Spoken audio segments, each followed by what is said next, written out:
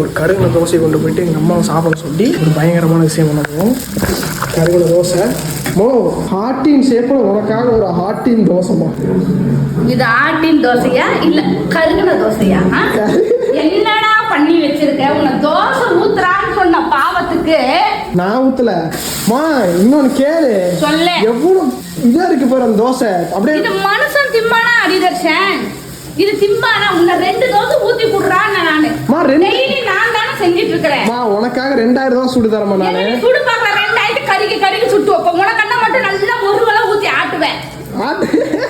மோ சிரிக்க வைக்காது. ஓ போய் அங்கிட்டு மோ நீ கிடக்காத பிச்சைக்காரன். வாசு கூட துப்பு கிடையாது வந்துட்டாங்க. ஒரு நாள் நான் சம்பாரிச்சு உனக்காக தோசை கடை தோசை சுடுறா. நீ சம்பாதிக்கிற காலத்தை பாத்துக்கலாம். இப்ப யாரா சம்பாதிக்கிறது? தோசை சுட்டு சம்பாதிக்கிறது என்னடா வித்தியாசமா? ஒரு வித்தியாசமும் இல்ல. இங்க பாரு இந்த தோசைய.